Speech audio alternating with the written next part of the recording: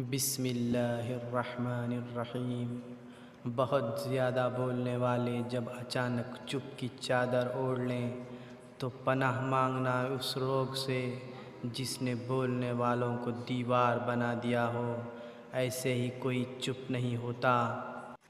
جب درد حد سے بڑھتا ہے تو بولنے کی سکت چھن جاتی ہے اور منہ میں زبان ہونے کے باوجود انسان بے زبان ہو جاتا ہے۔ حضرت لقمان حکیم سے پوچھا گیا کہ کیا کوئی چیز یا لمحہ موت سے بھی زیادہ تکلیف دہ ہوتا ہے؟ تو حکیم لقمان نے فرمایا، ہاں، جب کوئی شریف انسان کسی مجبوری میں کسی کم ظرف انسان کے آگے دست سوال دراز کرے، اور اللہ کبھی تمہیں اس حد سے زیادہ غم نہیں دے گا۔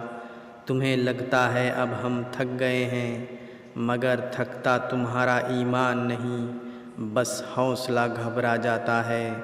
جب اللہ کن کہتا ہے تو ناممکن ممکن بن جاتا ہے اور دعائیں مقدر پر بھاری پڑ جاتی ہیں۔ تم تھک مت جانا، اللہ تمہاری برداشت کی طاقت کو نہیں آزماتا، وہ تمہارے ایمان کا امتحان لیتا ہے، اور انہی کا لیتا ہے جن کو اپنا دوست بنانا چاہتا ہے۔ زندگی میں مشکلات کا سامنا انسان کو مضبوط بناتا ہے۔ ہار مان لینا کمزوری کی نشانی ہے۔ ہمیشہ کوشش جاری رکھیں، کیونکہ کامیابی ان لوگوں کا مقدر بنتی ہے جو شکست سے سیکھ کر آگے بڑھتے ہیں۔ ہر رات کے بعد ایک نیا دن طلوع ہوتا ہے، امید بھی نہ چھوڑیں۔ فرعون کا دریائے نیل میں ڈوبنے کا کوئی پروگرام نہیں تھا، مگر ڈوب گیا۔ شداد اگلے سینکڑوں سالوں تک اپنی جنت میں عیاشیاں کرنا چاہتا تھا، مگر دروازے پر پہنچ کر مر گیا۔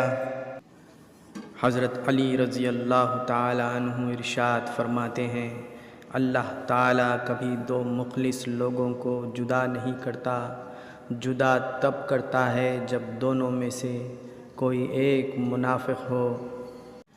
زندگی میں آگے بڑھنا چاہتے ہو تو اکیلے رہنا، اکیلے لڑنا اور اکیلے جینا سیکھو۔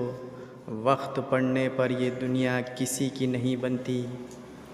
نمرود کی پلاننگ تو کئی صدیاں اور حکومت کرنے کی تھی، مگر ایک مچھر نے مار ڈالا۔ یزید نے حضرت امام حسین رضی اللہ تعالی عنہ کو شہید کر کے اپنے لیے لمبے عرصے کی بادشاہت کا انتظام کیا تھا، مگر 3 سال بعد ہی ٹانگ پر زہریلا زخم بننے سے عبرتناک موت مر گیا، اور آگے اس کی نسل بھی مٹ گئی۔